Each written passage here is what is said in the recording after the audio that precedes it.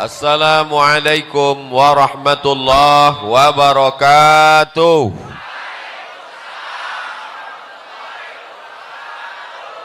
Siang ini berkumpul bersama orang baik di tempat yang paling baik, di majelis yang terbaik. Maka nikmat besar ini kita syukuri dengan ucapan Alhamdulillahi Rabbil Alamin. Kita dipersatukan oleh Dia yang patah giginya, berdarah pelipisnya, berdarah tapak kakinya untuk menyampaikan iman Islam kepada kita. Tak dapat kita balas selain ucapan Allahumma salli ala Sayyidina Muhammad wa ala ali Sayyidina Muhammad. Salawat kita dibawa oleh para malaikat dari mana nih? Ya? Dari Pagar Ageng sampai ke Masjid Nabawi. Inna salatakum ma'rudatun alayya. Salawat kamu dibawa ke makamku di Masjid Nabawi. Kaifa salatuna ma'rudatun alayka wa qad arimta. Bagaimana mungkin salawat kami dibawa ke kuburmu padahal kau sudah mati dimakan tanah ya Rasulullah. Nabi bersabda, innallaha harramal arda ajsadal anbiya. Allah mengharamkan tanah memakan jasad para nabi. Maka salawat dan salam kita sampai kepada Nabi. Assalamu alayka ayyuhan nabiyyu wa rahmatullahi wa barakatuh. Salam kita dibalas oleh Nabi dengan 3. Waalaikumsalam, keselamatan untuk kamu. Wa rahmatullah, rahmat Allah untuk kamu. Wa barakatuh, barakah Allah untuk kamu semuanya. Kumaha atuh damang? Orang Sunda memakai katun. Katun dipakai di hari Selasa. Saya tidak lagi berpantun, sudah dihabiskan pembawa acara. Mudah-mudahan semuanya selalu dalam ridha Allah. Apapun jabatan kita, apapun profesi kita, apapun pekerjaan kita, yang dicari adalah ridha Allah. Karena kalau dicari ridha manusia, ghayatun la tudrak. Keinginan manusia itu sesuatu yang tidak bisa kita dapatkan. Ustadz pakai peci, jamaahnya mau ustadz pakai sorban. Ustadz pakai batik, jamaahnya mau ustadz pakai jubah. Makanya mengikut orang kita akan pusing sendiri. Yang penting kita sesuai ajaran Islam, menutup aurat, mengikut sunnah Nabi Muhammad sallallahu alaihi wasallam. Yang udah pakai batik bagus, yang pakai jubah bagus, yang pakai peci bagus, yang pakai sorban sunnah. Jangan kelahi. Kalau antara yang pakai batik dengan pakai jubah kelahi, yang ketawa yang nggak pakai celana. Alhamdulillah semuanya yang di luar-luar sana nanti cepat masuk surga. Tapi yang lebih dulu masuk yang di dalam. Yang penting masuk surga. Man qala la ilaha illallah Muhammadur Rasulullah dakhalal jannah.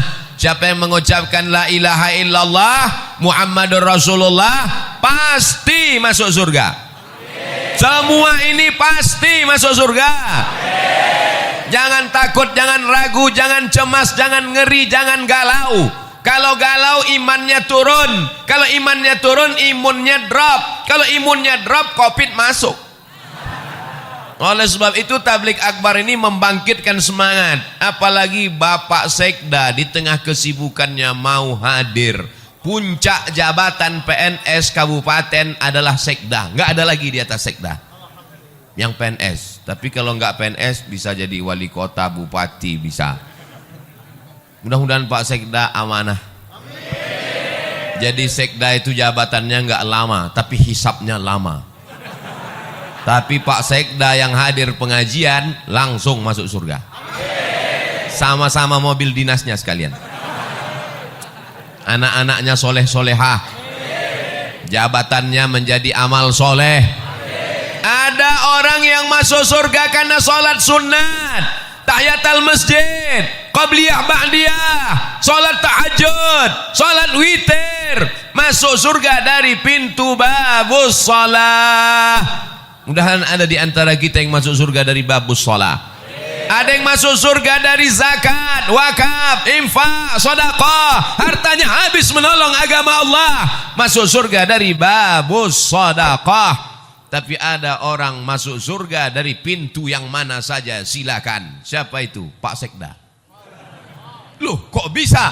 Dia bisa masuk dari pintu babus shalah. Kenapa? Karena dia membantu surau langgar dan musola masjid-masjid dengan tanda tangannya. Dia bisa masuk dari pintu babus sedekah. Kenapa? Karena dia bisa dengan kekuasaannya, mumpung kekuasaan masih ada dalam genggaman tangan, pakai untuk menolong agama Allah. Betul? Ini kadang saya setelah tausiah baru datang orang menjumpai saya. Ustaz Somad, apa yang bisa kita lakukan untuk Islam? Bapak kerja apa sekarang? Baru pensiun kemarin. Baca Yasin aja lah Pak. Kemarin waktu ada jabatan kemana aja? Waktu tanda tangan masih laku, kenapa nggak ikut pengajian? Maka kebahagiaan saya hari ini adalah hadir tokoh-tokoh masyarakat. Sekarang banyak penokoh, penipu. Tapi hari ini yang hadir adalah tokoh-tokoh kita. Bapak Taufik, Bapak Sekda, sahabat-sahabat dari Al-Mumtaz. Ada pula saya lihat baju FKPPI, ada FPI, macam-macam seragamnya. Ada polisi sebelah kiri, ada tentara sebelah kanan, ada PM yang mengawal di depan. Katanya Tasikmalaya itu macet, enggak ada macet. Ternyata ada poreder di depan. Mudah-mudahan Allah mengampunkan segala silap salah kami. Mungkin ada yang tadi terlambat, ada yang tadi terlalu cepat, ada yang berdiri tadi enggak duduk-duduk, ada yang nahan kencing. Ampunkan silap salah Abdul Somad yang membuat orang tertunda-tunda, tertanti-tanti, tertunggu-tunggu. Tapi insya Allah setiap tetes peluh keringat hari ini dibalas Allah kebaikan-kebaikan. Man kharaja fi talabil ilmi, siapa yang keluar rumah dengan niat menuntut ilmu, fahuwa fi sabilillah, maka dia sama seperti orang berjihad fi sabilillah hatta yarji'a, sampai dia pulang ke rumah. Maafkan saya Kiai, maafkan saya Ajengan, maafkan saya Tuan Guru. Abdul Somad tidak sopan, mungkin kurang adab. Ustaz Somad nanti kalau ceramah di bumi Pasundan, di bumi Sunda, tolong suaranya jangan keras-keras. Mereka bukan seperti orang Sumatera. Di Sumatera itu ceramah keras karena banyak gunung, angin kencang. Di Sunda harus pelan-pelan. Jamaah sekalian, saudara yang dimuliakan Allah Subhanahu wa taala, mau Sumatera, mau Jawa Barat, mau Riau, mau Tasikmalaya, yang penting sama-sama asyhadu alla ilaha illallah wa asyhadu anna Muhammadan. Nabi tegak di atas mimbar, lalu Nabi melihat ke bawah, kata Nabi, aku melihat haud. Haud artinya telaga. Nanti ada yang minum dari telaga ini di padang mahsyar. Telaga itu bernama Al-Kautsar. Inna a'tainakal. Siapa yang minum dari situ ya Rasulullah? Yang minum dari telaga Al-Kautsar itu adalah ikhwani. Ikhwani, kami ya Rasulullah, antum ashabi, kalian sahabat-sahabatku. Melihat aku, makan denganku, perang denganku, tapi mereka adalah ikhwani, mereka saudaraku. Siapa mereka ya Rasulullah? Amanu bi walam yarawni, mereka percaya kepada aku, mereka beriman kepada aku, padahal mereka tidak pernah melihat aku. Mereka ada di Kabupaten Tasikmalaya. Ada yang pernah melihat Nabi? Nabi palsu? Kita tidak pernah melihat Nabi. Tapi kenapa mereka datang kemari? Mereka datang ke sini karena cinta kepada Nabi Muhammad sallallahu alaihi wasallam. Walaupun enggak pernah melihatnya, walaupun enggak pernah perang dengannya, walaupun enggak pernah makan dengannya, kita akan bersama dengan dia. Dia yang berjanji, al mar'u ma'a man ahab. orang akan bersama dengan siapa yang dia cintai. Kita datang kemari berpanas-panasan, jalan kaki, naik ojek, numpang teman, pulangnya nggak tahu. Maka kedatangan kita kemari bukti cinta kepada Nabi Muhammad sallallahu alaihi wasallam. Apa tanda cinta kepada Nabi Muhammad? Hari ini semuanya datang memenuhi masjid rumah Allah. Ini tanda cinta. Kalau beginilah masyarakat ramai penuh, gimana sholat berjamaah? Betul-betul ini kota santri, ini negeri 1000 pesantren, ini negeri berjuta-juta santri. Kita pertahankan ini sampai hari kiamat. Siap mempertahankan negeri ini menjadi baldatun thayyibatun wa rabbun ghafur sampai hari kiamat? Siap kita pertahankan masjid tetap ramai sampai hari hancur dunia? Emang yakin kita hidup? Kita akan mati. Paling lama umur umat Nabi Muhammad baina sittin wa sab'in, 60 tahun, 70 tahun.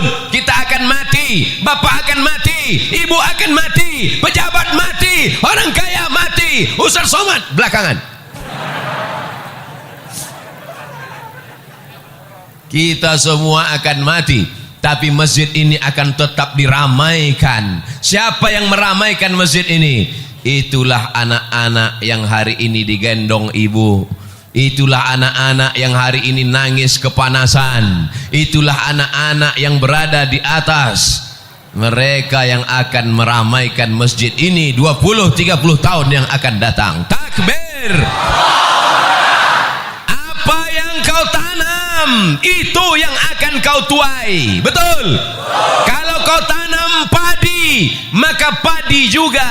Kalau kau tanam cabai, cabai juga yang akan kau petik. Kalau kau tanam rumput, tidak akan mungkin berbuah padi, guys.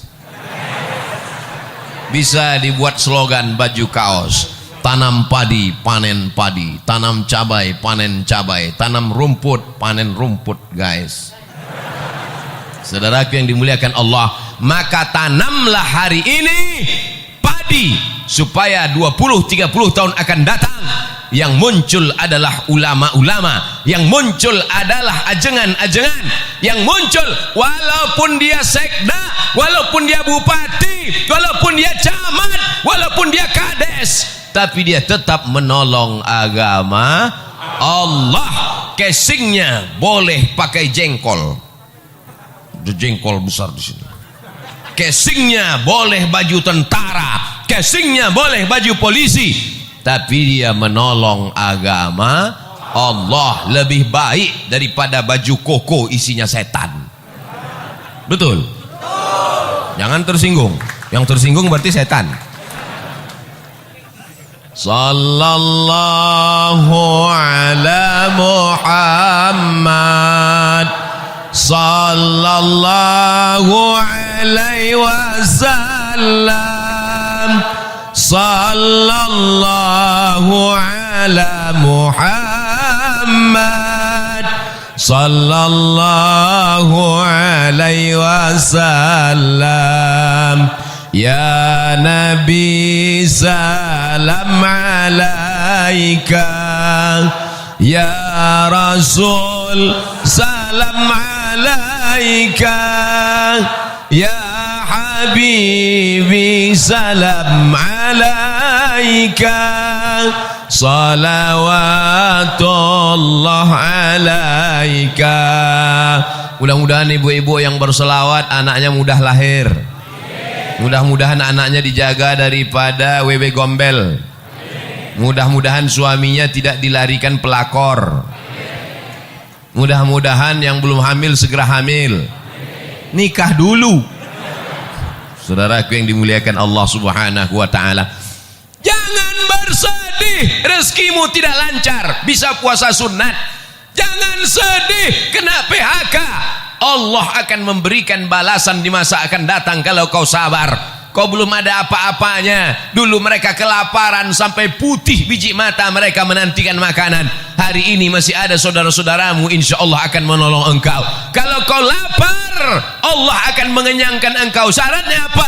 Banyak-banyak beribadah. Falyabudu rabbahadzal bait. Banyak-banyak beribadah kepada Allah. Kalau kau banyak beribadah kepada Allah, apa balasannya? At'amahum min ju'. Kalau kau lapar, Allah akan membuat kau kenyang. Kalau kau takut, kalau kau cemas, kalau kau galau, kalau kau ngeri, wa amanahum. Banyak-banyak baca itu. Li'ilafi Quraisy ilafihim rihlatasy syita'i was-shayf falyabudu rabb hadzal bait alladzi at'amahum min ju' wa amanahum min khauf. Tidak ada kunci menjalani hidup kecuali banyak ibadah. Apakah orang-orang kaya yang rumahnya besar, yang mobilnya mewah itu tenang? Belum tentu. Berapa banyak orang kaya, rumahnya besar, mobilnya mewah, kekayaannya 50 miliar, utangnya 150. Hidup dikelilingi utang. Di rumah itu semuanya utang. Mobil utang. Satu-satunya yang gak utang cuman istrinya. Waktu akad nikah aku terima dengan mahar sebentuk cincin emas tunai. Oleh sebab itu maka kenikmatan yang besar adalah ketika hati kita masih diisi iman dan Islam, la ilaha illallah. Makanya ketika anak kita lahir, itu yang kita bisikan ke telinganya, asyhadu an la ilaha illallah,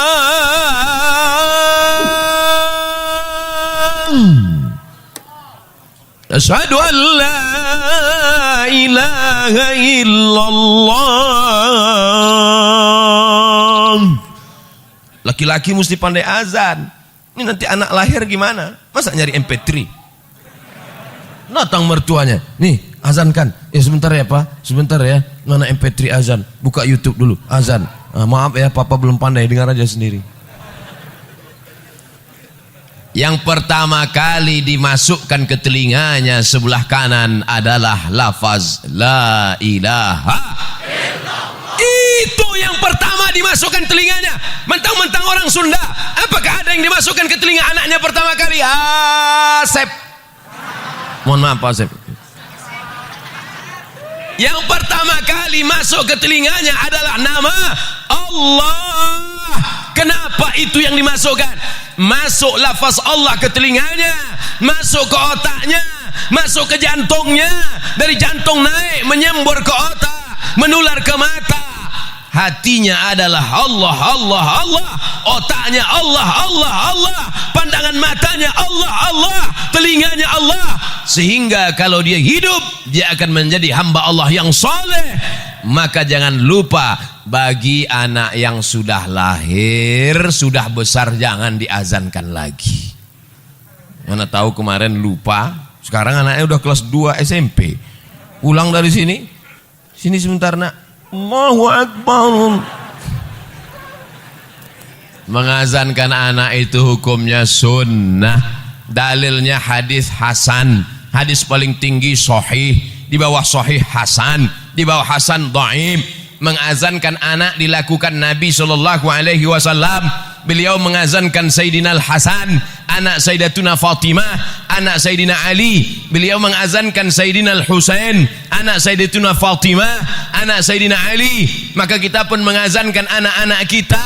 Kita ingin kita mati nanti, mereka juga yang membisikkan ke telinga kita, la ilaha